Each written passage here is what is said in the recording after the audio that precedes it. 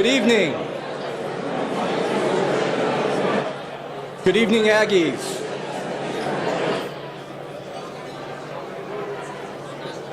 Good evening.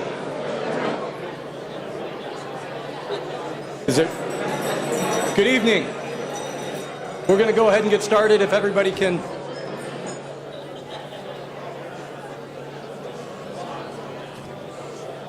Good evening, guys. Can we quiet down and begin the program this evening? All right, we're getting there. Go Ags. All right. Hey, I would like to welcome everybody to the 2023 Cal Aggie Athletic Hall of Fame induction ceremony. For our inductees and our special award winners, this has been a long time coming, and for those of you who've never been with us, in my opinion, and I think I echo the thoughts of many, this is the best night in our athletics department all year. This is it. So I just think it's really cool to be back on campus. I'm excited to be here. I hope you guys are too. We ordered up a nice, warm Davis evening for you. And I believe this, and you guys can test it out for me tonight. I believe when you come back to your college campus, you revert back to 20 years old. So enjoy the evening, make good decisions, but I will also say and remind you of this, tomorrow morning, all bets are off. All right. So we've got a great program planned. We've got 5 awesome inductees. We've got 2 special award winners. We're going to hear from Chancellor May. We're going to hear from our athletics director, Rocco DeLuca. We are going to hear from the inductee committee, the selection committee, and you guys are going to get a good look at exactly how this process works and a little bit about the history behind us and even more importantly, kind of what we're all about and what this Hall of Fame embodies.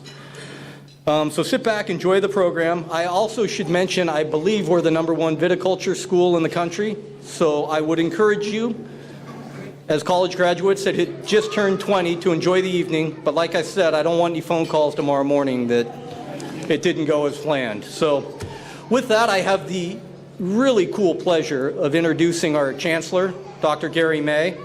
Dr. May is currently leading the most comprehensive campus in the UC system. That's UC Davis, if you're wondering.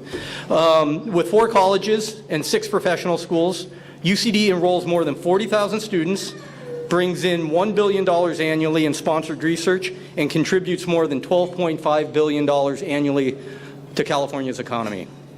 Dr. May is a fierce advocate of equal access to education, to building diversity and nurturing success among our students, faculty, and staff.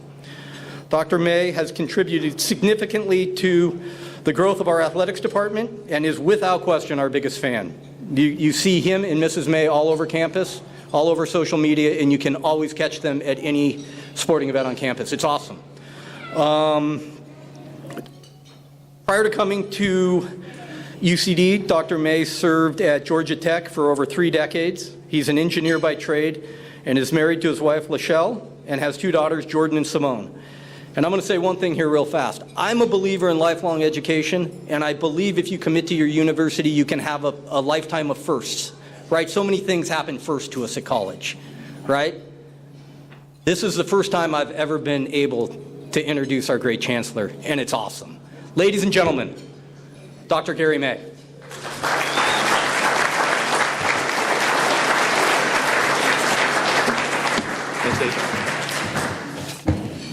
Thank you, David.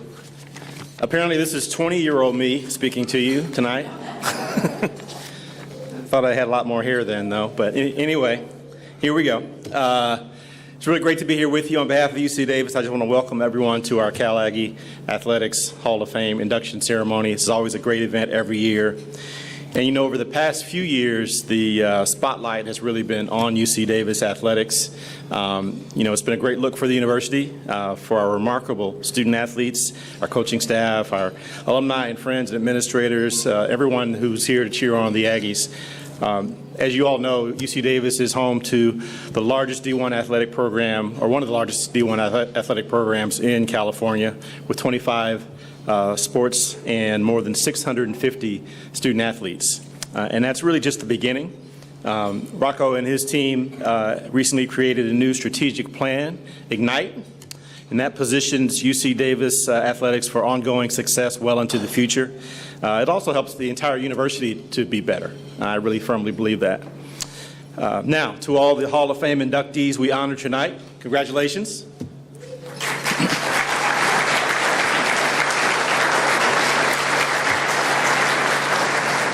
Induction into the Cal Aggie Athletics Hall of Fame is a prestigious honor that commemorates really the best of the best.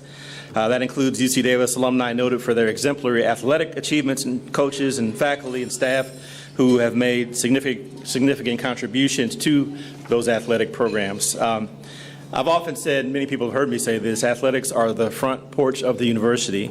It's a primary way that people are introduced to your school. And right about now, the view from the front porch is looking pretty good. The foundation of this porch was built by generations of UC Davis athletes. It was built by Hall of Famers that we celebrate tonight. They represent a wide range of sports, from soccer and football to lacrosse, rowing, and water polo. These honorees were successful not only in their given sports, but also in the game of life. Each of them has had a positive impact on our university, community, and beyond. And they continue to serve as role models for Aggies following in their footsteps today. So I'm looking forward to the next generation of honorees that we'll celebrate in the future. And we have a great new facility to support student athletes going forward into that future. The Edwards Family Athletics Center is a hub that fosters learning, success, and overall health and well-being. And if you haven't had a chance to see the Edwards Center, please, I encourage you to take a look while you're here this weekend. With this training and academic support facility, our coaches, trainers, and staff can provide comprehensive support all under one roof. Our goal not so long ago was just to bring our facilities up to even with some of our competitors around us, but now I think we have something that exceeds what many athletic programs have in the places where we compete. So tonight is a time to celebrate our Aggie pride. UC Davis continues to be ranked also, in addition to our athletic success, among America's top universities. In case you missed it, we are now ranked number 6 among the best public universities in the United States.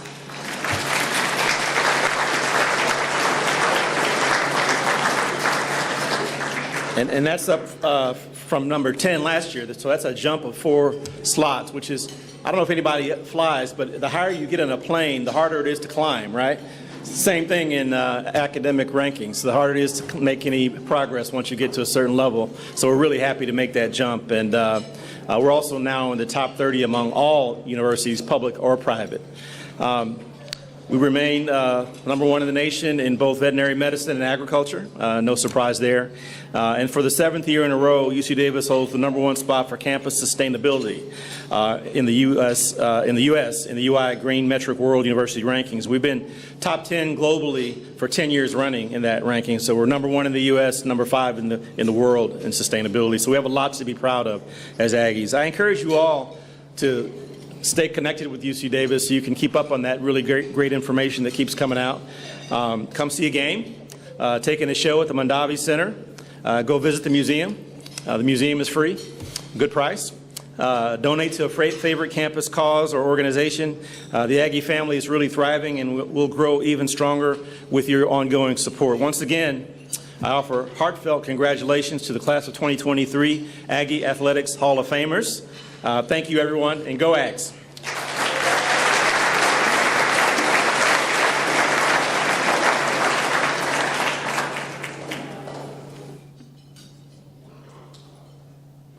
All right, we're going to enjoy some dinner now and take a little break, and we're going to be back here in a little while, and we're going to get started with the program. So enjoy your dinner, and we'll talk soon.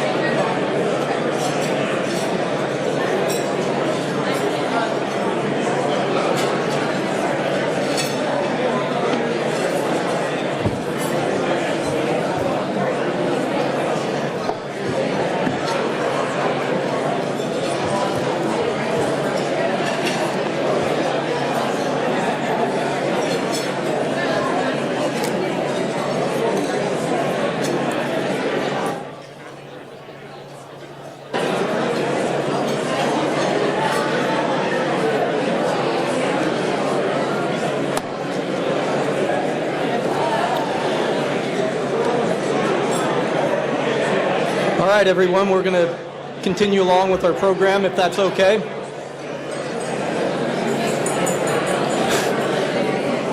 Welcome back.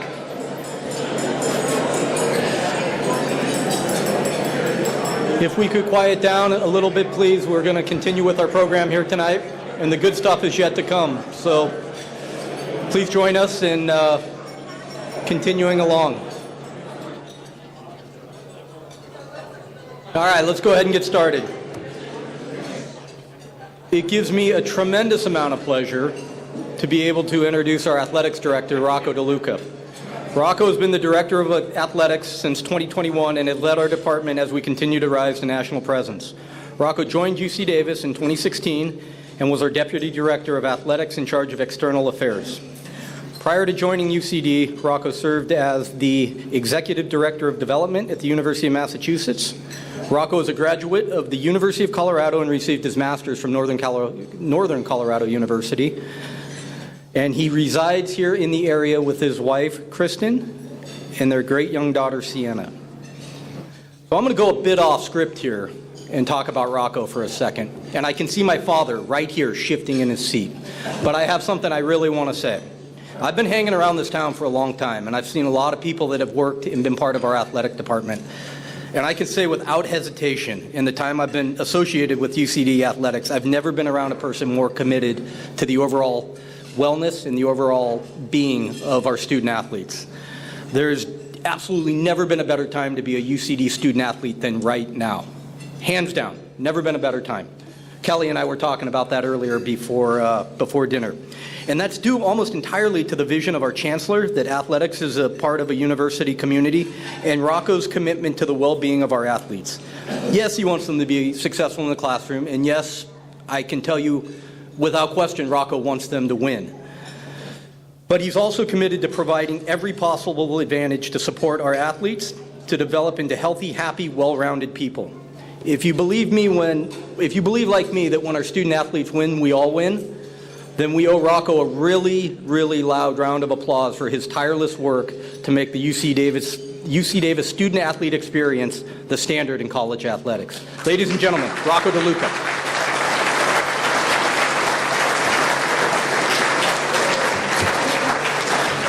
Can I leave this here? Thank you.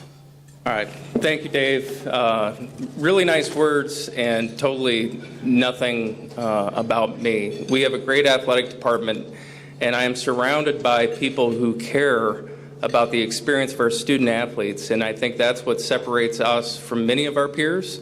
Obviously, we're happy to be at the top 6 public institution, having a great leader like Chancellor May, but it takes a village for us to accomplish what we do. And Chancellor's May leadership team and a lot of folks on campus who invest their time, energy, and effort into making this whole enterprise go are what makes Davis special. I do want to say I'm humbled by being in this room, by being around a lot of the people who've made UC Davis such a special place. So if you give me a few minutes, we'll get to the celebration of the Hall of Famers. But I do want to brag on what we're doing as an athletic department. We've spent, since February, Chancellor May mentioned the strategic plan that we have. It's called Ignite. And really what Ignite is a roadmap for us to make sure is we are moving forward all the stuff that's happening in college athletics, right? You hear name, image, likeness, conference realignment. Everybody wants to know if we're going to move up to FBS. There's scholarship, transfer portal. Like I could go on, which is why I have gray hair. But we are really fortunate to have tools and resources here at UC Davis that are actually going to help us continue to stay one step ahead of our peers. And I think one of the pieces, and Chancellor May mentioned, who's been in the Edwards Family Athletic Center recently?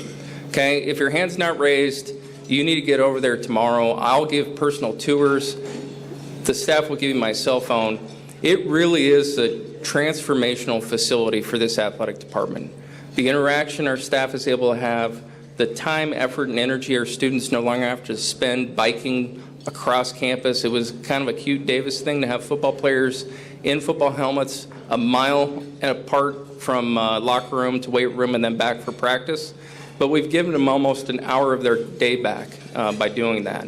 the efficiency of the facility, and more importantly, the teamwork.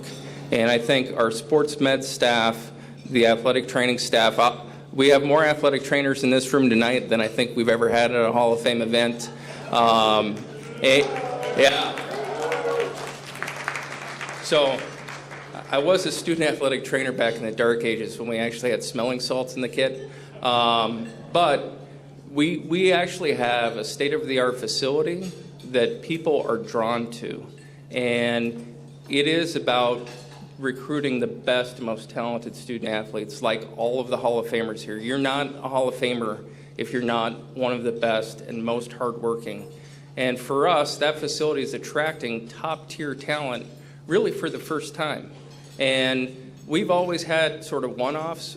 I've met with 5 student athletes, potential student athletes, who've all committed to Davis, who have offers from Arizona, Oregon, Oregon State. And it's been rarefied air for us to get that now, and we're only going to continue to get better. So our strategic plan, the facility, a lot of you helped give to that building and made it a reality, so thank you on behalf of our department for that. The other thing I want to mention, and a lot of you are part of the fabric of this institution, but 2 of the things as we continue to grow and expand and be bigger and better, 2 things are going to never change. And one of those is attracting and retaining and having the best coaches that we can possibly have. And I'm proud to say that is never going to change. We have great coaches, both head coaches and assistant coaches, who care about our young people. They care about them as individuals. They want them to succeed in the classroom. And I will tell you that I'm working on a presentation for the Board of Regents next week, and we are one of the top institutions in the country. We're like 5th in the entire country with STEM majors represented in our undergraduate student-athlete population. 35%, right?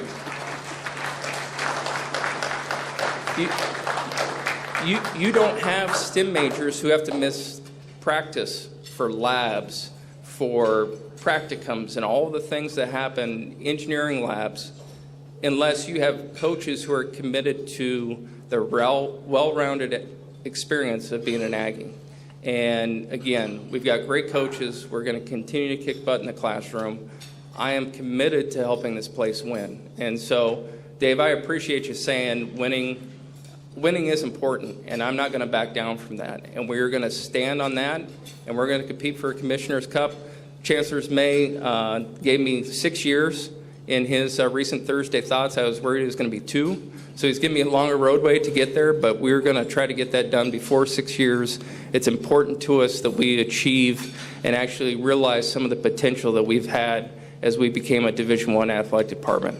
And the last thing I'm going to leave you with is we are working hard, and we actually did an RFP. We're doing it all the right way. I got to follow all the rules, right? But we actually finalized an RFP. We've got 3 companies coming to campus here in the next 2 weeks, and we are going to have a permanent Hall of Fame in the University Credit Union Center, right? We haven't had one. The fun part for me is we're committed to making one happen. The other fun part is I got to go find the money to do it. So the rest of this evening, I'm not going to approach you. You don't have to guard your wallet. But it's going to be a collective effort where we can create a space and celebrate all of the excellence in this room and our Hall of Famers, but more importantly, the future, to help inspire the young people on this campus that we're about more than just being smart Aggies, but that we're here to kick butt and be great. And I salute the Hall of Famers here tonight. And again, if you need my number for a tour of the Edwards Center, you'll get it. All right? Have a good night, and thanks for being here.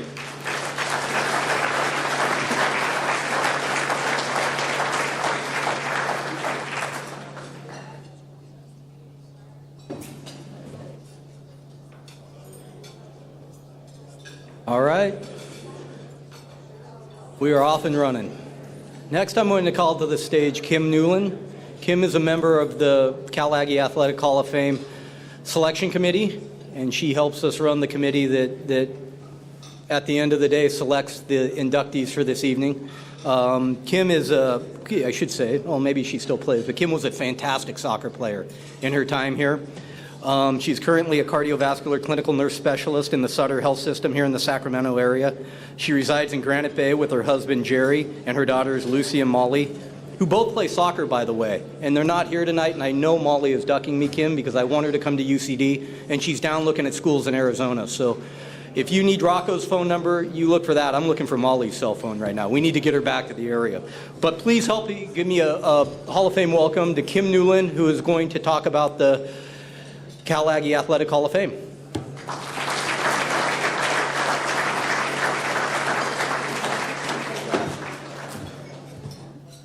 Trust me, I've been trying to get both my daughters to come to UC Davis, and I'm not sure, I think I brought them here too much. It felt too close to home, so thank you.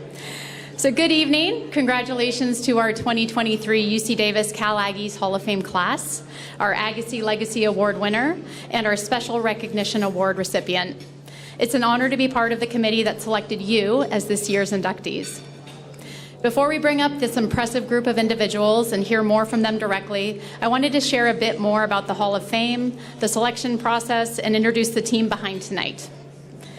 Since 1980, there have been just 262 former UC Davis student athletes, coaches, and leaders in our athletics community selected for this honor. Student athletes inducted into the Hall of Fame represent less than 3% of all of our student athletes. 22 different men's and women's sports are represented, including boxing, with several of the early inductees having played more than one sport. Apparently, intramural inner-tube water polo doesn't actually count as a second sport. The selection process is much more rigorous and challenging than I would have ever imagined before being part of this committee. This year, as is the case every single year, the list of nominees was full of the best in athletics here from UC Davis. Our job was to identify just a small group of individuals from that committee, or from that list. We're fortunate to have a diverse and engaged committee so we could learn more about the sports from each other. So which statistics in lacrosse are actually impressive? Why steals, drawn exclusions, and field blocks in water polo are important? And why double digits interceptions in a college football career is harder than it looks? And ultimately, why certain individuals should be considered for the Hall of Fame. We also had dynamic discussions about how to identify the athletes who really stood out when they were part of a really spectacular team or when there weren't a lot of statistics for a certain position on that team, all with the same goal of keeping the selection of the Hall of Fame as special as it has been since 1980. So I'd like to introduce and acknowledge the Hall of Fame Selection Committee who were in the room where it happened. Dave Nix, who you've already met, was inducted in 2004 for his success as an All-American baseball player when the team went to the First Division II College World Series. Dante Ross, who I don't believe is here with us tonight, was inducted in 2007 for his mad skills on the basketball court between 1996 and 1999, during which time that team won an NC2A Division II national championship. Tony Kays, I saw Tony. Tony, you out there? Tony was an All-American wide receiver during his time playing football here at UC Davis and was inducted in 2012.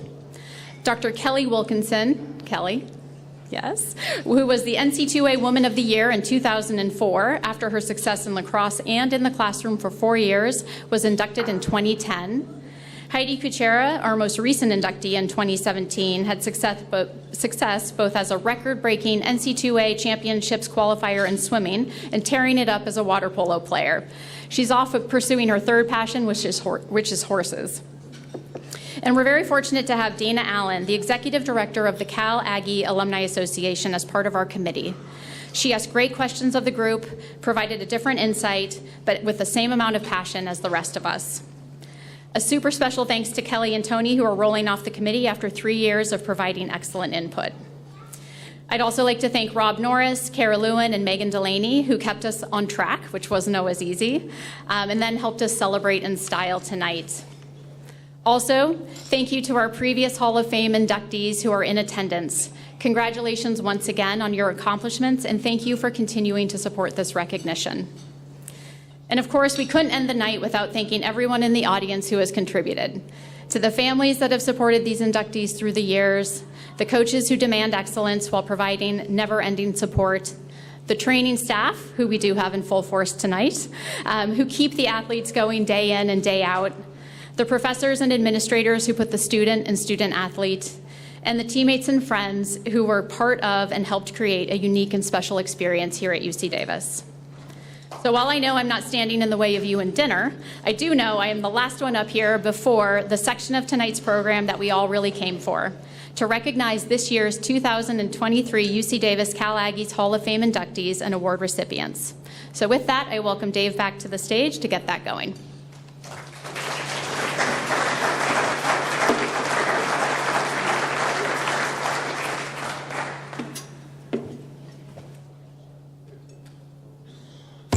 All right, thank you, Kim. And as Kim said, it's time for the awards, so let's get started. The first award this evening, I'm really excited because I get to present it.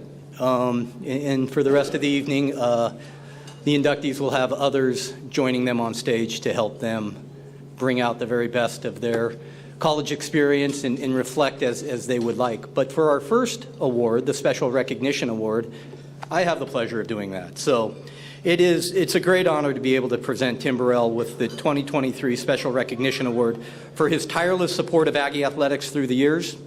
For those of you who don't know Tim, he was a fixture of Aggie athletic events in the mid-'80s all the way up to the 2000s. Tim was close to football and to baseball programs primarily, but could easily be found at other campus games at any point. Tim was instrumental in the running of the press box while the football games were played out at Toomey Field, and even had a hand in helping the program transition to the new UC Davis Health Stadium where we're playing now. Tim was also a friend of every Aggie student athlete who came through here. He acted as a mentor and a leader throughout his time around the athletics department and continues to be a wonderful, wonderful ambassador for our entire program today. Here are a few of the many reasons Tim is being recognized this evening. He managed the press box operations at Toomey Field between 1985 and 2000. He traveled with the team and helped with a variety of assignments while on the road. And you got to go back a little bit too, right, to the early days of Aggie football. We didn't have all the facilities and all the support staff that we have here now. A lot of times it came down to interested folks who wanted to help out and get to know the team. He's also, this is interesting, he's also the Iron Man of Aggie football supporters. He attended every single home game, home and away, and that's the away is the more difficult part. Every home and away game played between 1988 and 2000 with the exception of one, which I'll be honest, almost cost him this award here tonight. So he's been a tireless advocate for Aggie student athletes and helping them prepare for life after college, and he has remained involved with the department and still committed to helping us grow to be a national power. Here's a little bit about Tim's personal life. He's a graduate of San Francisco State University, a proud husband and father. Tim is a longtime resident of Rohnert Park. He's made his career in healthcare and sales and marketing as a healthcare and sales marketing executive. And in his retirement, spends nearly all of his time with his family and friends, especially the joy of his life, his granddaughter, Zoe. Tim is joined tonight by his wife of 57 years, Bonnie Burrell, his daughter, Tiffany Brown, who I should note is a 1993 graduate of a really cool university. Thank you for the laugh. His granddaughter, Zoe Brown, his brother, Colonel Tom Burrell, United States Army, retired, and his nephew, Colonel Tom Burrell, United States Army, retired. Both West Point grads, John and Rhonda Patella. And I'd also like to take a moment now to, I'd like to also mention Tim's son, Todd Thomas. Though born with a developmental disability, Todd led a life filled with love and determination, and his passing at age 40 has left a lasting impression on every life he touched. I don't think there's any question he's here with us tonight. So Tim, the moment has come. At this time, I'd like to call to the stage Tim's daughter, Tiffany, to help me present the 2023 Cal Aggie Athletics Hall of Fame Special Recognition Award.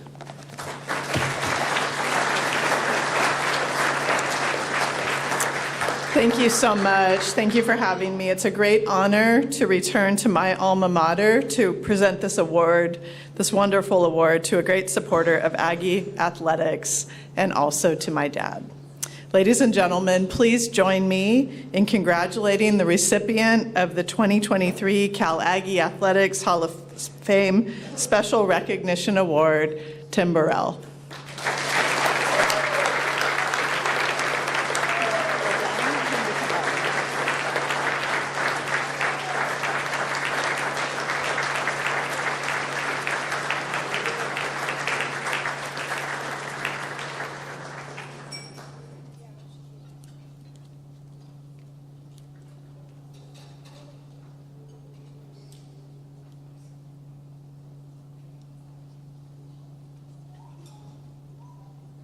Right down here, I think, with the Chancellor.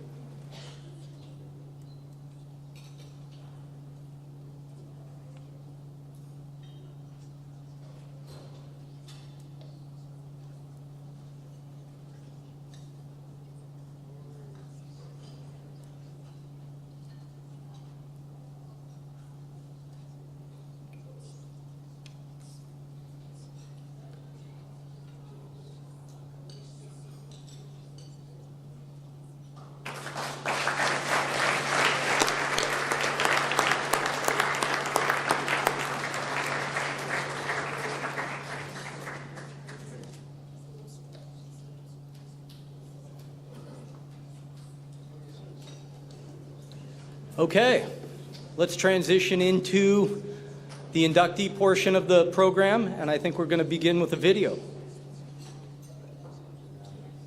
From 1993 to 1996, Amy Armnecht was an absolute force in goal for UC Davis women's soccer, and to this day remains one of just 5 Aggies in program history to earn All-American honors, having done so in her senior year of 1996. Over her final 2 seasons in net, the Aggies compiled a 26, 10, and 3 overall record, and in her senior campaign, UC Davis went 8, 1, and 1 in conference play en route to the league title and earning a berth in the NCAA tournament. The Aggie record book is peppered with her name, as Armnecht set a career record for goals against average at an incredible 1.06. She also finished her career with a program record of 14 career shutouts. Nearly 30 years after suiting up for the Ags, Armnecht still ranks in the top 4 in each of the following program categories: career saves percentage, shutouts, and career goals against average. In the single season annals, Armnecht ranks 4th in saves with 86 in 1994, save percentage of .811 in 1996, and shutouts with 6 in 1996. She owns a top 3 in fewest goals against in 1996 with 14, and a single season goals against average of just .79. Tonight, we have saved one more moment in the spotlight for Amy with her induction into the Cal Aggie Athletics Hall of Fame. Please welcome to the stage, Amy Armnecht.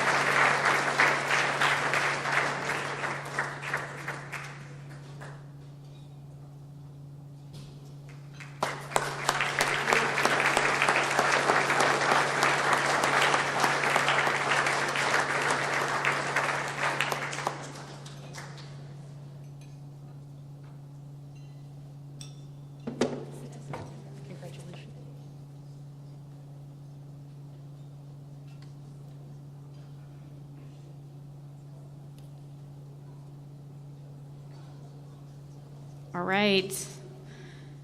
So you may have seen much younger versions of us in those photos. Congratulations, Amy. Yes. You were my wing woman for 5 years because we didn't have COVID back then, but we got 5 years because we both redshirted our freshman year.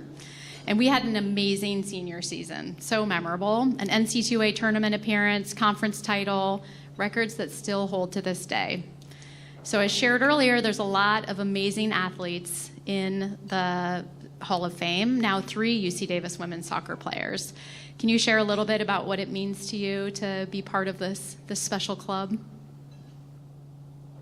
She's allowed to cry. We already said that, so just get it out of the way. It's okay.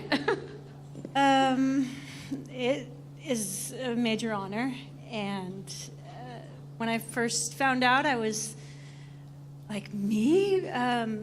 Being recognized as an individual when you play a team sport, and the stats that have been read up, it's not possible to have those kind of stats without amazing people in front of you out there on the field, especially as a goalkeeper.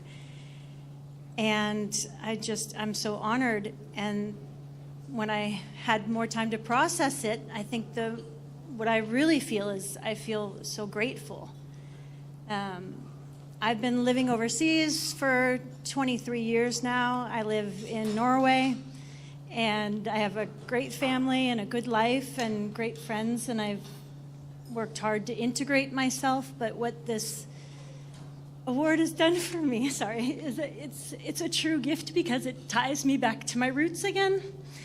And as a foreigner, as an expat, no matter if you've created a great life for yourself in your adopted country, I've struggled with maintaining my American identity, and I've had to make a lot of sacrifices and leaving my family behind. And so this truly is a gift to be given this award, and I thank UC Davis for that because it brings me back to my roots. So thank you very much.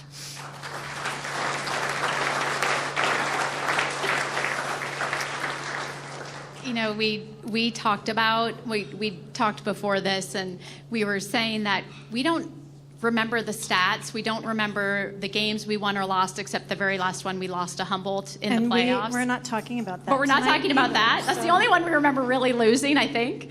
But can you share what was most memorable about your time playing soccer at Davis?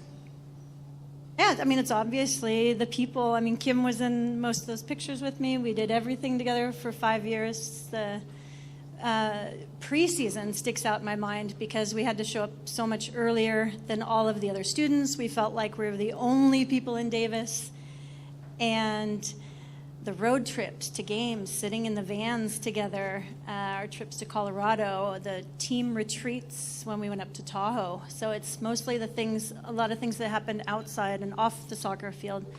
And it's just the amazing people that we had around us all the time. And it was an honor to be able to represent UC Davis as a student athlete at that time and still to this day. It really has been an honor, and I'm so grateful.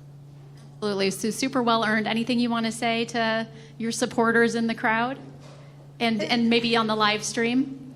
And on the live stream, yeah. I appreciate all the support. My parents went to every game. My dad planned business trips that happened to be in Colorado when we were there and would surprise me and show up in the stands, and we'd be lined up for the national anthem, and I'd see him there without knowing I was going to be there. And my mom has always, went to all the high school games and everything, and my friends have always been super supportive, and my brother, and I appreciate everybody. I really do. And my family at home who couldn't make it because they're far away, and I know that I have their support as well. So, yeah. All right. Well, thank you very much. Congratulations again.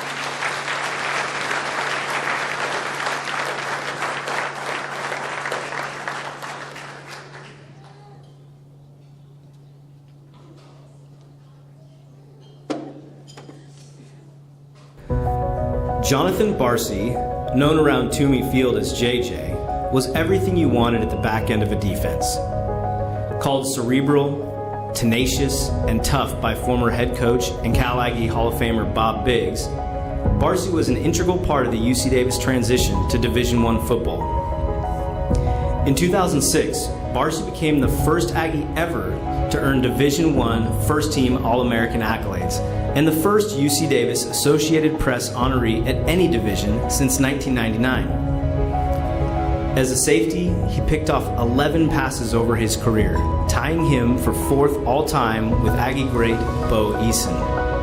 The two-time All-Great West first-team selection holds the third highest single-season interception total at 6, which he set in his All-American campaign of 2006. On top of his AP All-American honor, Barsi was also named to the Sports Network 1AA FCS All-American second team, culminating a terrific career and playing in his final Causeway Classic. Barsi made it memorable as he picked off 3 Hornet passes, including one for a 44-yard touchdown en route to a 30-16 Aggie win.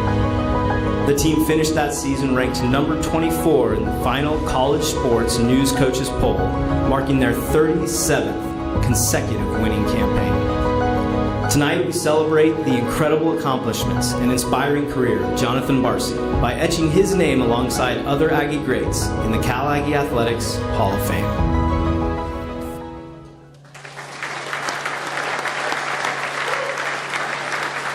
Please welcome to the stage, Jonathan Barsi.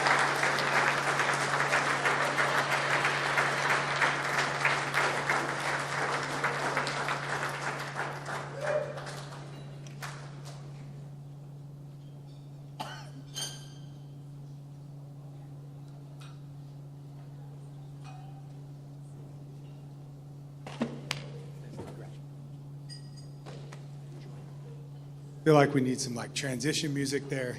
Get us into the zone.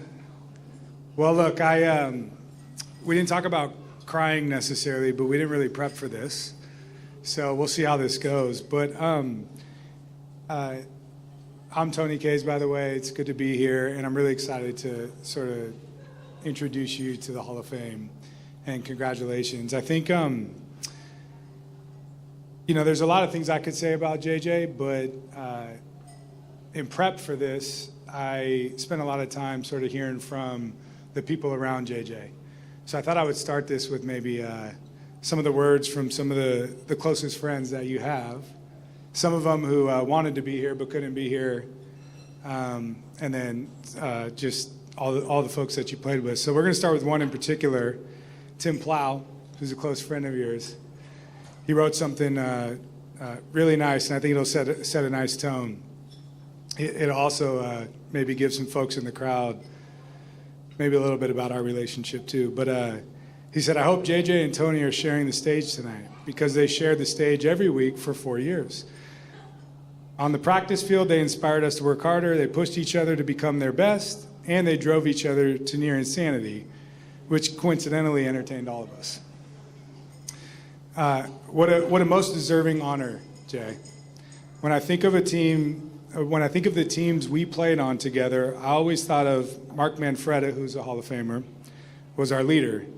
Daniel Fels, who maybe one day will be a Hall of Famer, but was a multi-year pro, was our pro. Myself, who was a heart, and Jay was our talent. The most gifted player by far, but that's not what makes Jay a Hall of Famer.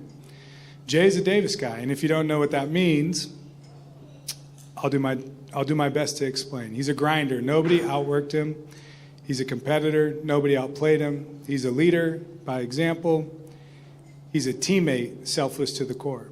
But he became a Hall of Famer in my eyes because he's a Hall of Famer son, Hall of Famer brother, Hall of Famer husband who married a Hall of Fame wife, Lily, and a Hall of Fame dad, not to mention the best friend any of us could have. My firstborn, Jackson Plow, is the godson to this newly inducted Aggie Hall of Famer. And I hope I can do half as good at raising my son as Jay's parents raised him. Bruce and Suzanne are both here. Love you both.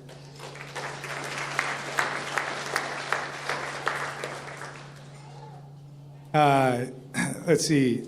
Jay, when I asked Jay to be the godfather of Jackson, he of course asked, "Are you sure?" And Tim thought, is Jay humble or clueless? So you just never know. But what Tim did know was he's damn proud of JJ tonight. You deserve all the recognition.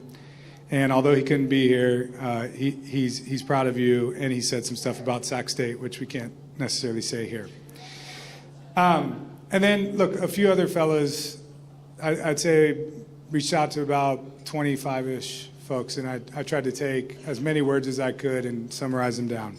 So I'm going to read a few of them. Quiet role model and quiet confidence. Made me look good. Always knew the role and where others needed to be. Big, strong, and fast, which I always made fun of him for, but that's here nor there. Unmatched athleticism and work ethic. Perseverance. I think it's fitting that Jeff Hogan's also getting honored tonight. Jeff and JJ spent a lot of time together. Hogue, huh? You made sure he figured out how to get on the field every week. This is one of my personal favorites. Largest head circumference to calf ratio.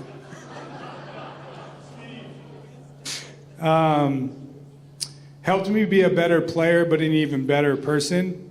Amazing teammate, and even better friend. So I think that's the best way you can sort of sum up JJ as a Hall of Famer. So pretty cool. Now let's hear from you, man. Before we get into maybe some questions in terms of a little bit longer answers, I want to ask you 3 questions, just quick hitters, like first thoughts that come to mind. All right?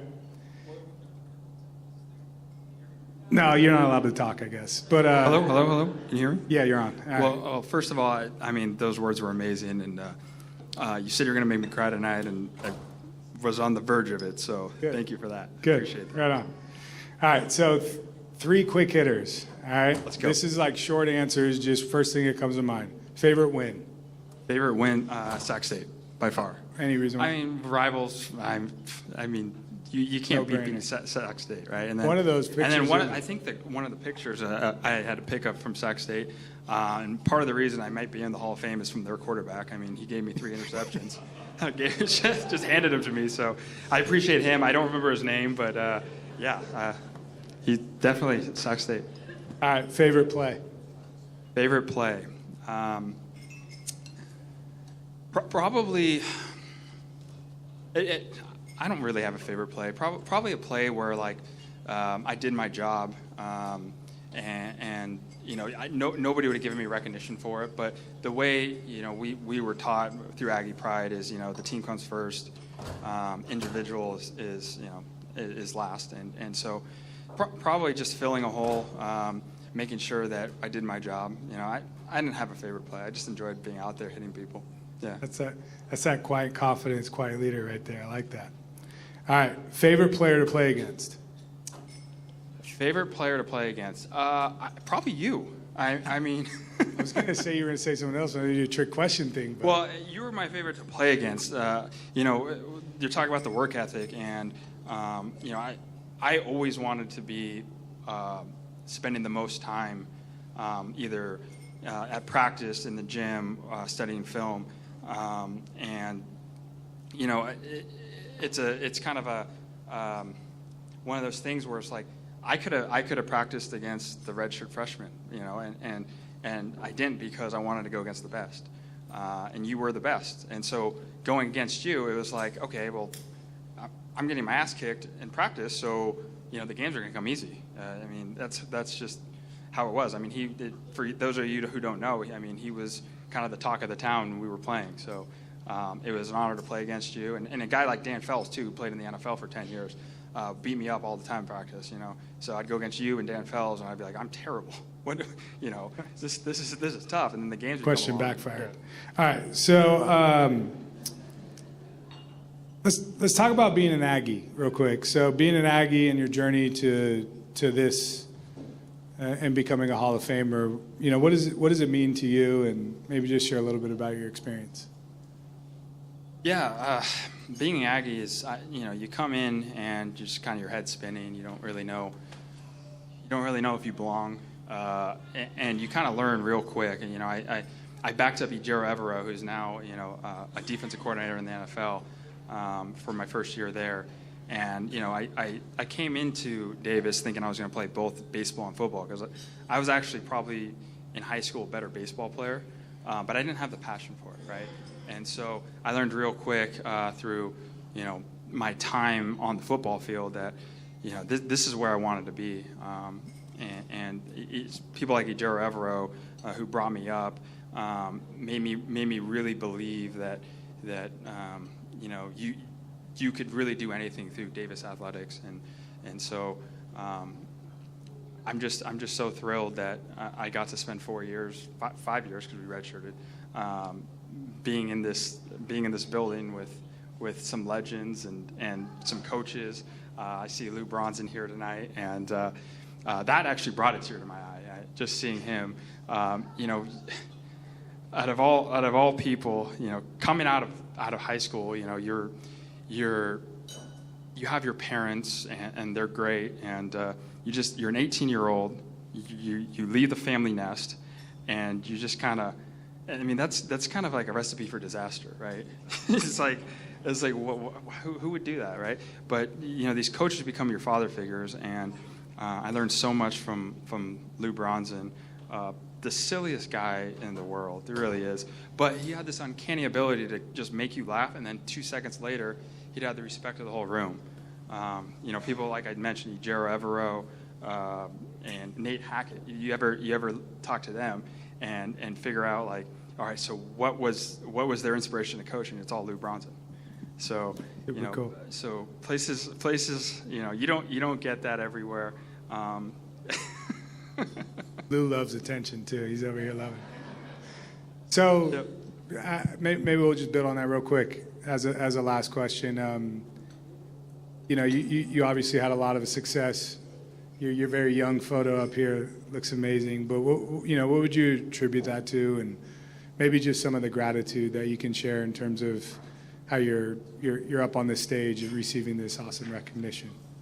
Yeah, I mean, this is such an honor for me, and obviously I couldn't have done it without the help of the whole community around me, starting with the coaching staff. I mean, I already talked about how great Lou Bronson is. Bob Biggs called me earlier this week. Keith Buckley said some really good things, and they were just instrumental in helping me achieve what I achieved. So, the coaches, amazing. Some of the players, some of them are here tonight that I'd probably like to acknowledge. Lou Amaral, he was basically a coach on the field. He's back there. You can raise your hand if you want. People would joke with us. We were roommates for 4 years, all of us, and they would joke with us because we were inseparable. So we'd be out on campus, and they'd see me, and they'd kind of look around and be like, "Where's Lou? Where's Lou?" And I'd be like, "We're not always around, but yeah, he's right here. He's right next to me." But so Lou Amaral, just a great mind in the game. Tim Plow, I'm glad you brought him up. I mean, to say how close we are, his wife, Christine, is here right now, and just a testament to how much love we have for each other. Great football mind. I hope when Hawk's ready to hang him up, that we can get him here, because he is a talent. Dan Albana, man, whenever we talk about who's the best player you've ever played with, you asked me who the best player I ever competed against was. Well, that was you. Best player I ever played was Dan Albana. And you look at the guy, and he's, you're like, wow, I don't see how this guy's such a great athlete. Well, I didn't either, but he was never wrong. He was never wrong. He was always right, and that's the key in football. You get a bunch of guys that just want to make a tackle, and things are going to go bad. But you get guys that fill the role, do what they're told, and I think he put me on the national map my junior year, because he would take on double teams, and then I'd be free to make all the tackles. So thank you, Dan. It's been amazing. And family. I mean, my older brother used to beat the crap out of me, and I always joke with my kids now, if you poke the bear, you better be faster than him. So I was definitely faster than my brother, and he helped me out a lot, being tough, and I liked hitting people, so a little bit screwy there. And to my parents, they're the one that taught me the work ethic. I love to grind. I just love to look at other people and say, like, you're going to work hard, I'm going to work harder. And so, the sacrifices they made, man, I owe them the world. And then to my wife and my wife Liana, she's back there, and my three kids. They didn't actually get to see me play, but they're my everything, and I'm so glad they got to come tonight and kind of experience the UC Davis athletic community. So, right on, man. Yeah, I'm happy. Well, great teammate, even better friend, and now Hall of Fame brother. Congrats, buddy. I appreciate it. Thank you.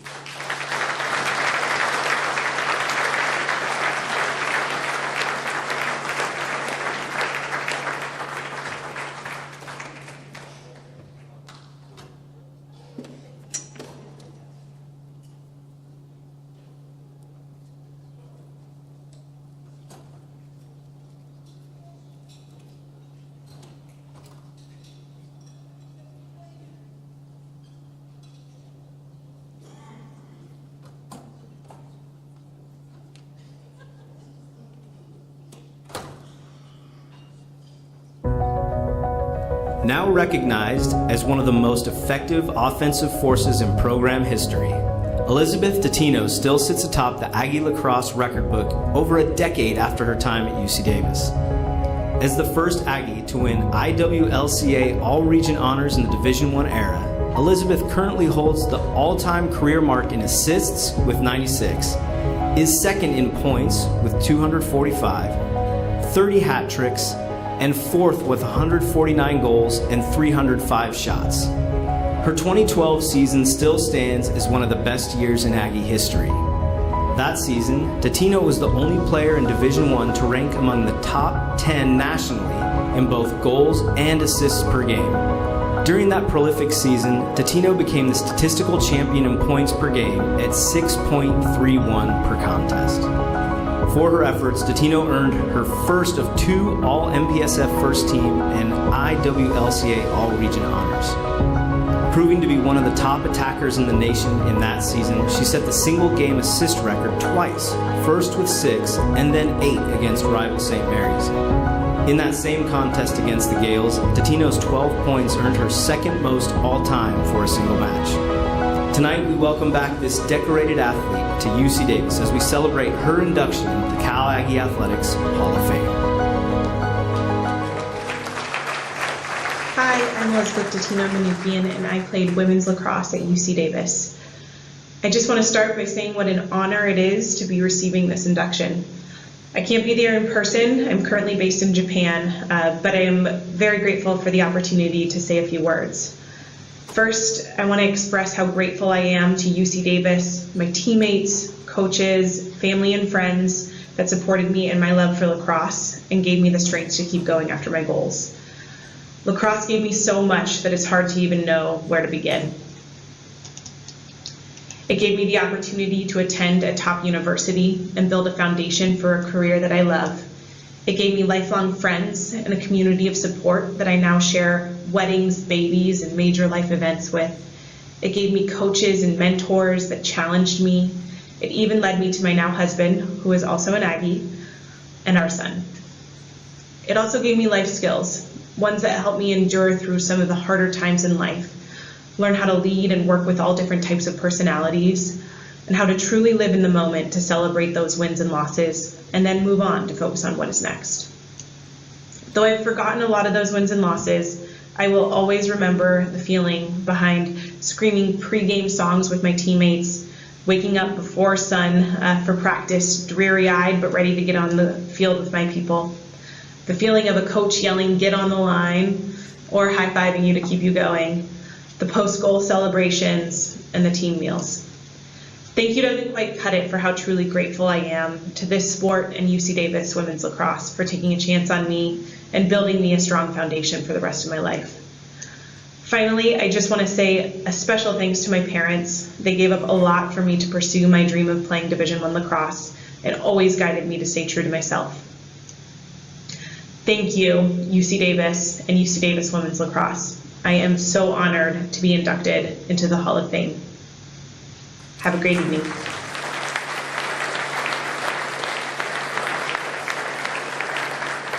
Accepting the award this evening for Elizabeth are the Honorable Pete and Patricia Manukina.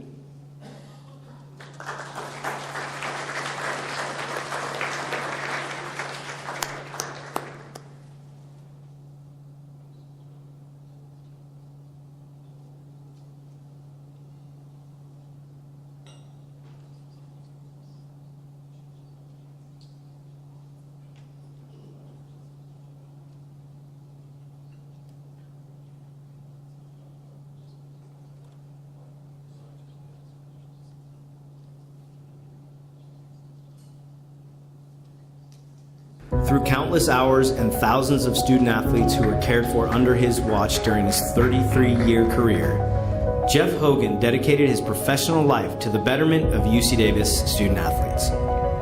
From 1981 to 2013, Hogan served primarily as head athletic trainer for the Aggies, overseeing all athletic training services, and was vital during the program's transition to Division I. Known for his leadership and relationship building, Hogan trained, mentored, and developed numerous assistant trainers and graduate assistants during his tenure. He was credited for his trust and professionalism with Aggie coaches and the bond he built with student athletes.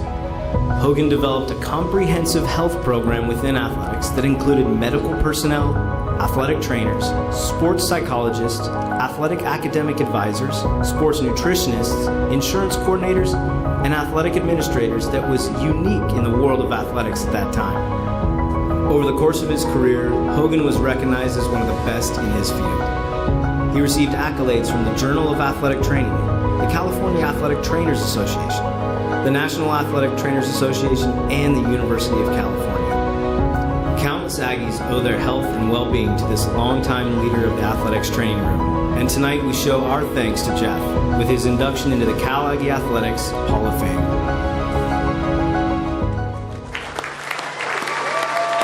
Please welcome to the stage, Jeff Hogan.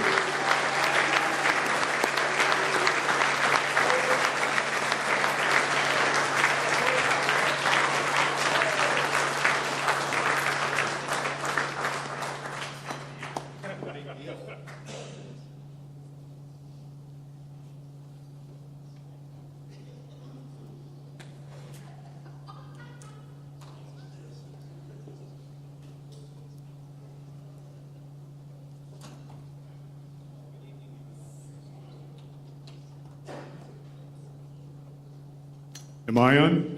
Yes. You're on, Jeff. There we go. My name is Bob Bullis. I was the Senior Associate Athletic Director at UC Davis for 32 years, and I have been his friend for that entire length of time. We were colleagues for at least 20 years, and I worked very closely with Jeff for about 10 of those when I had either the fortune or misfortune to travel with football for 10 years. We had a lot of fun. It was a great time, and he is the ultimate professional. So at this time, Jeff, I want you to talk to us a little bit about your time at Davis and how it attributed to your success as an athletic trainer. Well, I think we all have heard the old adage, it takes, if you want to be truly successful, you surround yourself with excellence. And indeed, I did that. It starts with my staff. Lisa, you're out there. Missy, Doug, Dave. You guys were my rock. And you supported me. You lived, you believed in the mission that we established. And so, my staff, big time. And then there's folks like yourself, Bob. You were a huge influence in my professional career. Pam Gill, Fisher, I did not get to see you yet tonight, but Pam, I cannot thank you enough for my professional development and allowing me to direct this program the way that we all felt was best. And then my team doctors, hey man, you guys were so important, vitally important to how myself and my staff could do our jobs. Representing the team docs tonight, I started with Bill Winternitz. I see you, Bill.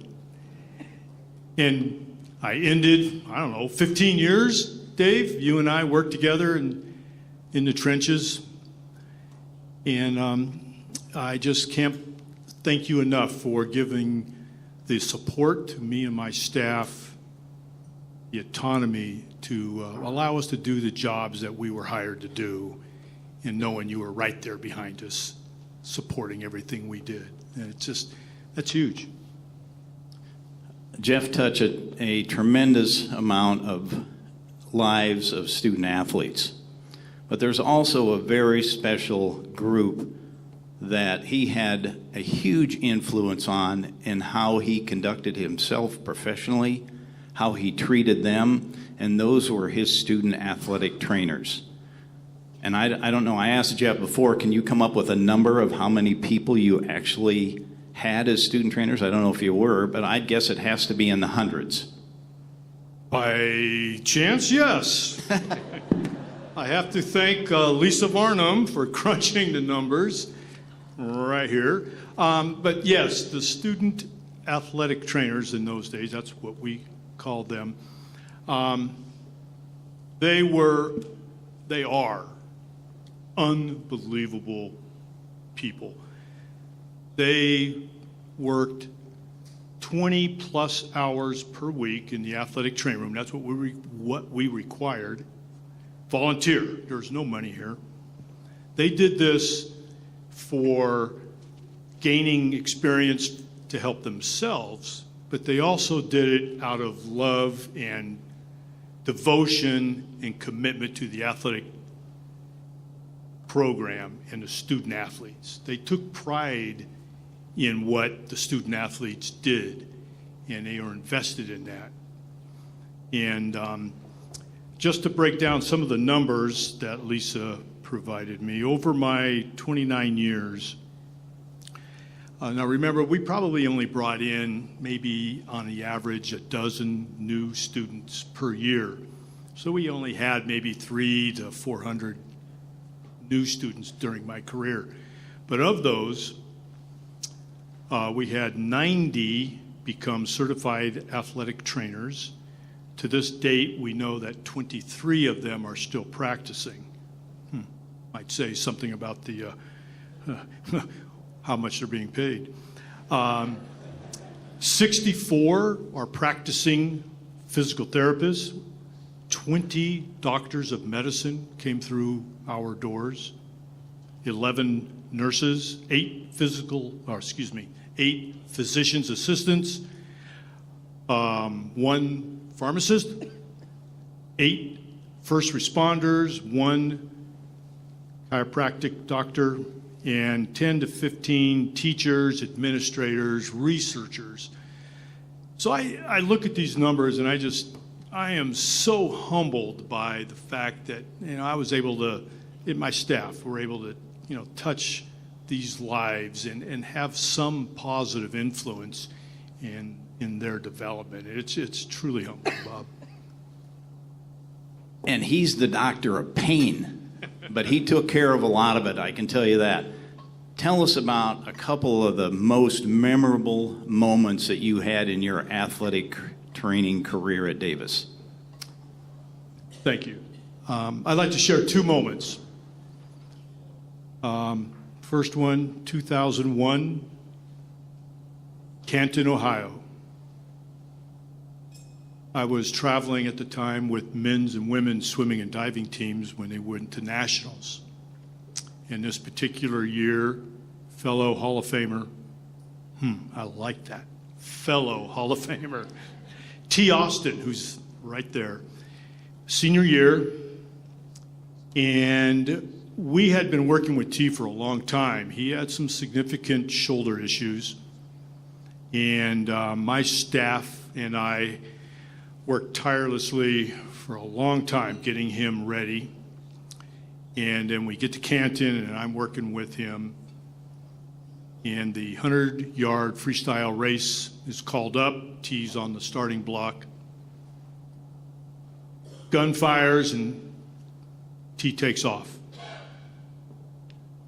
When that's over, T wins the national championship. And I was so full of pride for my staff, for T, and myself a little bit, that all this effort paid off and T got the dream that he had been working on, that national championship. And I was just beaming with pride, just standing there screaming and hollering. And then when T asked me to join him for a photograph, and you saw it, with he and I together on that, next to that podium, I couldn't believe it. That he wanted to share that huge moment with me, and that was very humbling. The second one of the proudest moments, a second proudest moment, if I could share that with you guys, is 2005, North Dakota State football team is getting ready to travel up there to play the Mighty Bison. And just a few days before we are to leave, our charter flight is taken from us. Hurricane Katrina the relief effort for Hurricane Katrina needed all the charters that weekend. So, as a result of that, the football team had to take 2 separate commercial flights to get to Fargo, North Dakota. One of those flights was the courtesy of the Banda, Cal Aggie Banda, giving up all of their seats so the football team could get there. I was told, Jeff, you can only take 1 person with you. Now, normally I travel with 5, maybe 6 folks. So I can only get 1. Not a doctor, I need to take 1 person. So that particular weekend, Melissa Hughes happened to be available. So I asked Missy, and she graciously agreed to take this challenge on. So Missy and I were the only athletic trainers on this trip. And needless to say, we were busy. It was a crushing amount of work we had to do. And at one point, I remember telling a North Dakota State student who was on our sideline, if any of our athletes get injured on the field, please scream to me or Missy that help is needed on the sideline, because I'm working on the sideline with an injured athlete, and Missy at the same time is doing the same thing. JJ, Tony, you were there. You know what that was. Crazy. Well, we beat those guys against all odds. Not only did we beat the Bison, highly ranked, Missy and I accomplished a job that normally 5 to 6 people would have to take on. And I just remember being so proud of Missy and myself for how we were able to manage the sideline, take care of the athletes. And I think the best part about all that was, Coach Biggs and other coaches came up and acknowledged that effort. Athletes like Tony and JJ came up and acknowledged that effort. And talk about being proud to be an Aggie. That was one of the pinnacle moments in my career. So thank you. Now, if you think this guy is dedicated to the people that he worked with, I want Jeff to recognize what I believe, well, I don't know, maybe our inductee from Sweden or wherever she's living now, maybe as far, but I think we've got a tire, and that is, please tell us about your friend, Jeff. Well, there's some former students of mine that are here tonight, and I don't want to I'm going to recognize one, but you guys, I love you more than you can imagine. But there's a gentleman standing in the back who came from Germany, Homer Garavi. And Homer is a physician. He was walking down the halls of Hickey Gym one day back in like 2001, 2002. 1997. And he was looking for an opportunity to learn sports medicine. When he heard Led Zeppelin coming out of the halls from the athletic training room, he knew he found something. And Homer became the brother I never had. And for you to make that trip all the way from Germany here tonight, Homer, is beyond. I cried, right? I cried like a baby.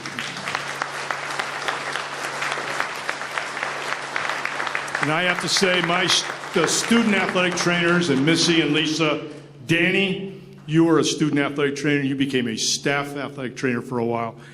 You guys, your dedication is what made my career the best it ever was. Thank you. So, Jeff, you can see the effect that he's had on so many people. So tell us what all of this means to you. And no crying. You already did that with Homer. Homer walked in the room and Jeff was in tears. I was like a baby. Yeah. I think to succinctly answer this, it's rarefied air to be sitting up here, and I'm still grasping for breath. But to be acknowledged, I think it really solidified kind of my philosophy of how I came to work every day. I followed my heart. And Bob, I did something you mentioned when you were inducted. You know, I tried to do the right thing. And I think those two factors is what has allowed me to sit in this chair tonight and talk to you folks. And I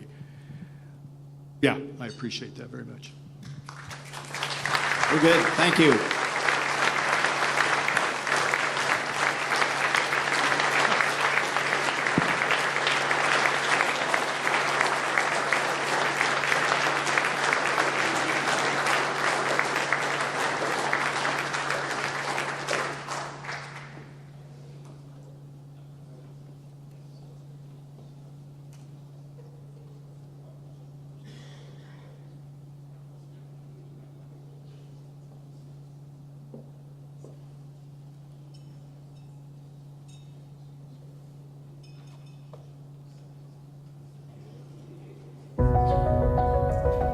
Over the course of Aggie water polo history, it is tough to find a more clear example of toughness and athleticism than that of Ryan Indart. The 1996 Division II AWPCA National Player of the Year helped lead the Ags to their first WWPA conference title, first 20-win season, and first appearance at the NCAA Championship Tournament since 1975. During that 1996 season, Indart scored 54 goals in 26 games, including 3 against UMass in the NCAA Tournament third place game, culminating with the team's number 8 final national ranking. On top of being named the AWPCA National Player of the Year, the team captain also garnered AWPCA First Team All-American honors and Second Team NCAA Championship All-Tournament Team accolades. Indart still ranks 7th all-time in program history with 162 goals. And remarkably, in his spare time, Ryan was able to notch a high jump leap of 6 feet 10 1/4 inches for the Aggie track team, which still stands as the 8th best clearance in program history. Tonight we pay tribute to this incredible athlete as we induct Ryan Indart into the Cal Aggie Athletics Hall of Fame.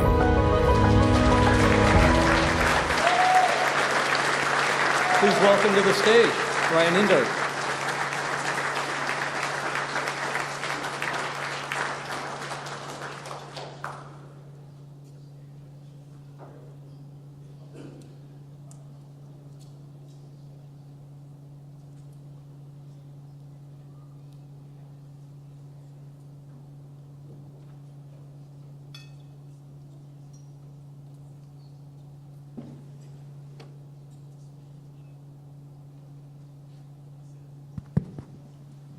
Ryan.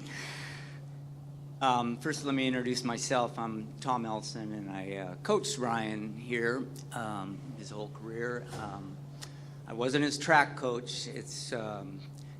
But when Ryan was recruited, he was an outstanding track athlete, and this was a place that we felt that he could compete in 2 sports. Very unusual, but the track coach was all for it, and you heard the success that he had. So when I first met Ryan, or first recruited Ryan and knew his name, knew his background in high school, Ryan, no offense, but I don't remember you much, but I remember your family and your parents and your siblings. And all of a sudden, that became, great interest to me.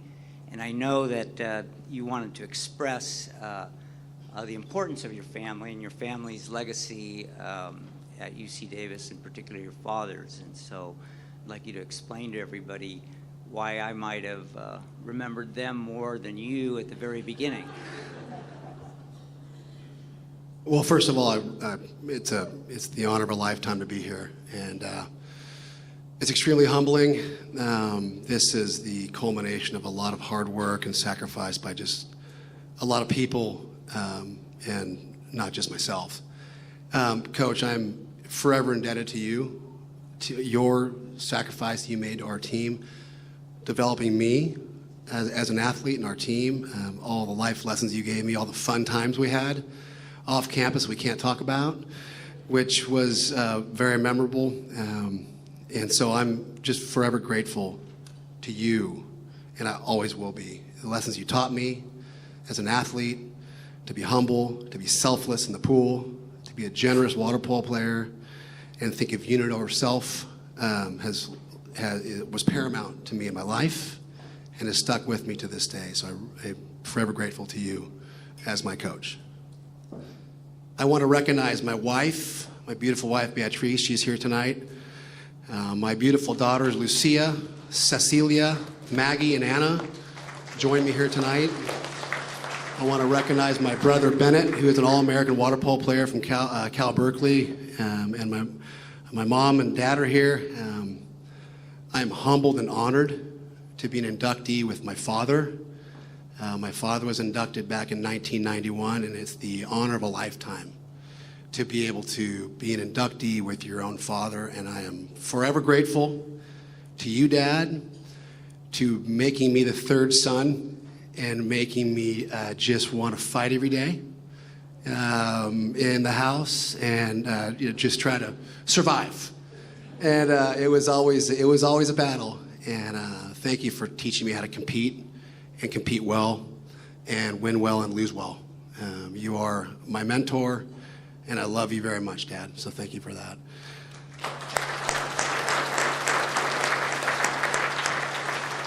Yeah, family's paramount to me and has shaped my life and brought me to Davis. And Davis changed my life and made me the person I was. There are several things that happened along the way, but my experience at UC Davis was probably the most pivotal experience in those 5 years that shaped me as a person.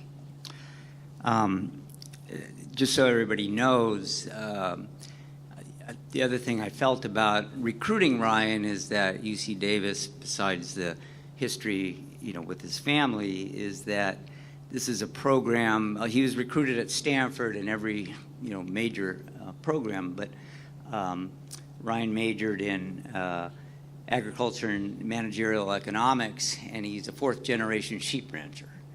And so, in the Central Valley, and this is what UC Davis is made for, is these kind of businessmen and leaders, and everything that Ryan accomplished in water polo and track and field, multiply that, and he's doing the same thing in industry, and I think that's something that's really what UC Davis is all about, in my opinion. Ryan, finally, I know that when I first talked to you about this nomination, and when you were inducted, I think you were almost apologetic and saying, I don't deserve this, it was a team effort, and I want you to just finish by talking about your teammates and the camaraderie and what you guys accomplished and how important that is to you. Well, it's everything, and you started it. And I'll never forget this. I was a first-team All-American out of high school, super confident, had a high opinion of myself, and I needed a taste of reality. And I showed up at Davis, and I think I can score every goal from every position in the pool. And so I started going down, and the one position is a very weak angle, so anybody who plays lacrosse or hockey or soccer understands weak angle is not where you want to shoot from. Maybe if you're good enough, no look, you can do it, but I came down faking, just stuffed it in the goalie's face, and he took it down and counterattacked, and the other team scored. And coach is, Indart, sit your ass on the bench. And that's the best thing ever happened to me. He's like, we don't shoot those shots here in this program. You had 3 of your teammates across the pool that were wide open. I'll never forget it. So it humbled me as an athlete, and his coaching style was the best thing ever happened to me. It taught me a very generous, very unselfish style of water polo that I think is not taught enough these days. This award is not about me. This award is about my teammates. Matt Crawford, please stand up. Matt Crawford played in the 1995 team. Matt Crawford was also he was also an All-American water polo player at a high school and played at Clovis West High School with me in Clovis. Dave Schauer, please stand up.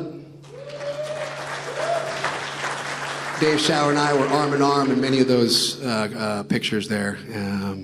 Mike DeYoung, please stand up. Mike DeYoung was an All-American water polo player, both 96 and 97. And you talk about having the confidence to counterattack when you have a brick wall in the cage. That defined Mike DeYoung. We would actually formulate our defensive strategy around cheating on defense so we could counter the other teams and punish them on the other side of the pool, and it worked. It was the most beautiful, magical thing we ever accomplished at Davis, and he was the orchestrator of it all. We would force the other team down to the 5 position, which was a no-angle shot, and Coach, that's what the shots I used to take that I don't take anymore, I didn't take. And Coach knew that we would just bait the other team. The D1 powerhouses like Cal and Stanford and Santa Barbara and Long Beach, bait them, these egomaniacs, into shooting these low-angle shots, and they would shoot them, and Mike would just go, thank you. We would counterattack down the other side of the pool and score. It was something very, very special, and that was an amazing part of what Coach taught us. And I'm not up here because of me. I'm up here because of my team. And those experiences we experienced as a team were unmatched to this day. We finished 3rd in the country in the D1 National Championship, NCAA Championship as a D2 school. We had wins against Santa Barbara, Long Beach State, UOP, San Diego, and Air Force, all D1 schools, and we shocked the world. And it was a special, special moment to watch them with absolute awe at what just happened to them because they didn't see it coming. We were 3-20, I think, my freshman year, and we were 20-14 my senior year. And it was all because of you.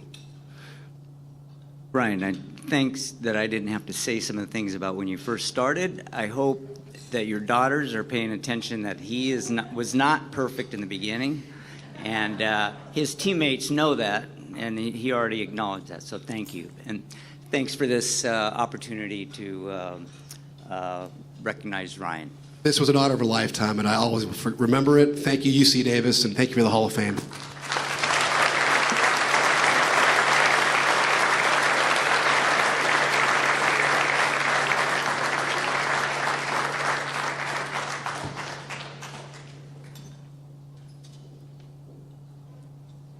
How about those 5, huh?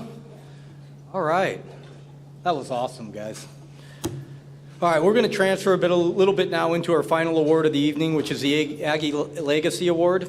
I'm going to give you the description so you know a little bit about the award and why we're awarding it to our recipient tonight, because he more than meets the qualifications, as you're soon going to find out. Launched during the 2010 and 2011 athletic year, the Aggie Legacy Award honors former UC Davis student athletes who attain outstanding athletics achievements, preferably on the national or international level, since their departure from UC Davis in a manner that brings honor and prestige to the university and its athletics program. So I think we have a video, and the winner of this award tonight is terrific. So enjoy this. From no high school sports experience to an Olympian, the road to the pinnacle of his sport started at the UC Davis Boathouse. Seth Weil, built like an offensive tackle when he first arrived on campus as a freshman, eventually found his way to the water at the Port of Sacramento, and the journey officially began. All those grueling 5 a.m. practices roughly 12 miles away from the UC Davis campus was his home for the next 6 years.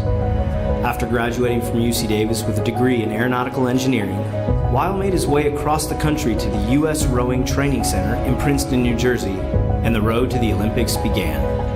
In 2015, Weil helped guide the United States to first place in the men's 4 at the World Rowing Cup, and for his efforts, he was voted the U.S. Rowing Male Athlete of the Year. Weil made 3 appearances at the World Championships and also earned a silver and bronze medal.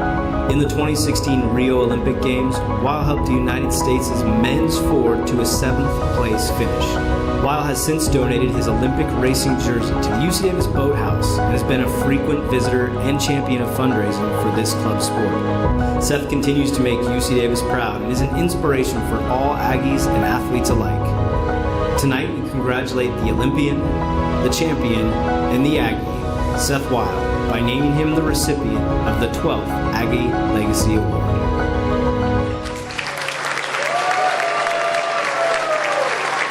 Ladies and gentlemen, Seth Weil.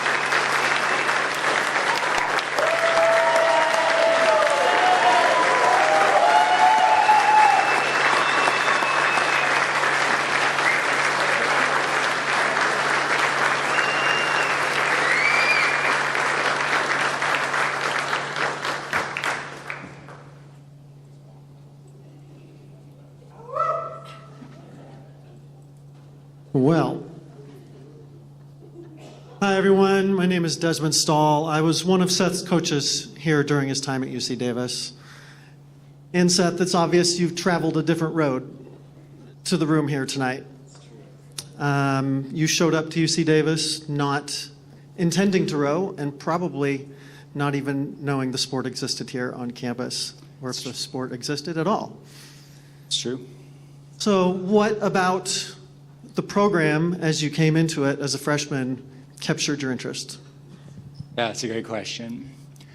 I think the biggest thing, so rowing's a club sport here, and so I think the biggest thing for me was that the culture, the competitiveness, the desire to win was solely self-created at Davis. You know, it was you inherited it from the class above you, who had inherited it from the class above you, from them, all the way back till the 70s when the program was founded. And so there's this pure sense of trying to carry that forward.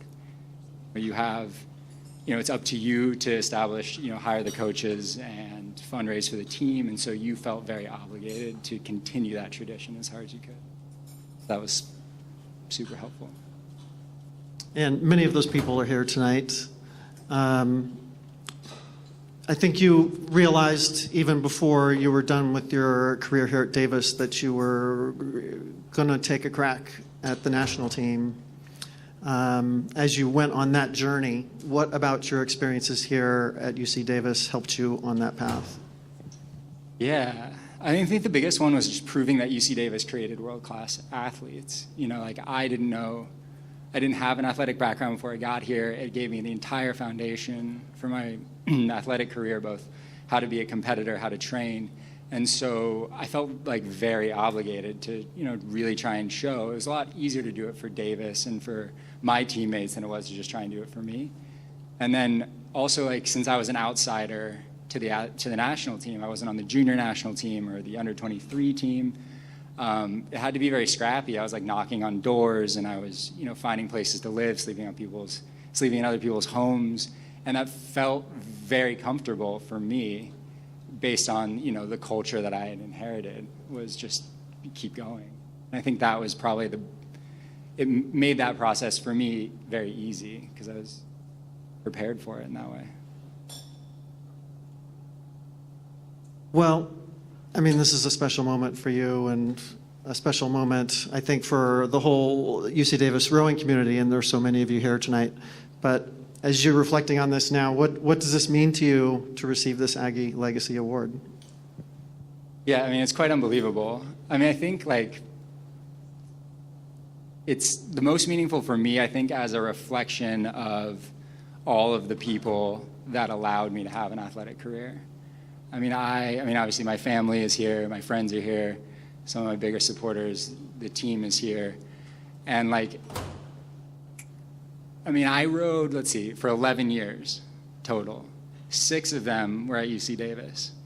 So it's not an overstatement to say that Davis formed the entire foundation for my athletic career. I learned how to row here, I learned how to train here, I learned how to balance athletics and academics. So not only was it profoundly important from making it to the Olympics, but also for my professional career afterwards.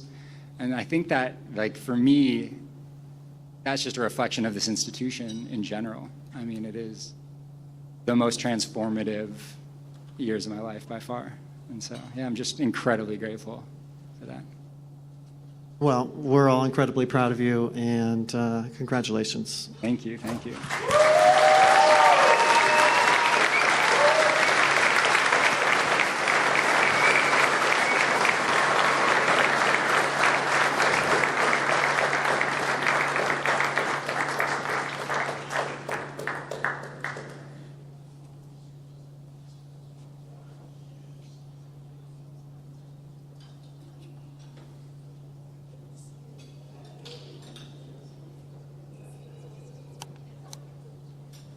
Congratulations, Seth.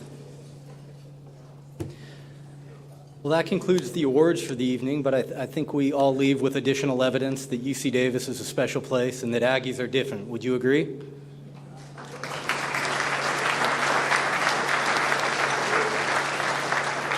If you hadn't clapped, I would have closed immediately, but since you did, I would like to thank some people before we all say good evening. A huge thank you to Chancellor May for spending the evening with us. Really, it's homecoming weekend, guys. He's got a lot to do, and he spent the entire evening. A big thank you to our athletics director, Rocco DeLuca. A big thank you to everybody who helped out here tonight, especially Rob, Kara, and Megan. They do a lot for us, not just tonight, but they do an awful lot for us throughout the season and allow the committee to really function as a unit. I would like to thank the selection committee members. You met some of them here tonight, especially to Kelly and Tony. They're rolling off the committee this year. They worked really, really hard for 3 years to make nights like this happen, so thank you. To the past members of the Hall of Fame that are with us tonight, thank you for making it out. I hope we can encourage you to make this an annual event and come back as often as possible. A specific thank you to all the 10-year anniversary members, the 10, 20, and 30, and do we have any 40-year members here? Thank you. At a minimum, we'd like to see every 10 years if we could. If there's any student athletes in the room, keep climbing. As I said earlier, when you guys win, we all win. So if you're here tonight, we're proud of you. And to all of you who came out and supported our inductees, who support our student athletes, who support our athletics department, who support UC Davis, this is a special place. And I think tonight's just another reminder of why UCD is on the fast track, right? The Chancellor talked about our rankings. It's because of the people that leave here that this is happening. So thank you to all of you for coming out tonight, supporting the Hall of Fame, supporting our inductees, and supporting what comes next. So let's give one more last ovation to this remarkable class, to our special award winners, and to our inductees.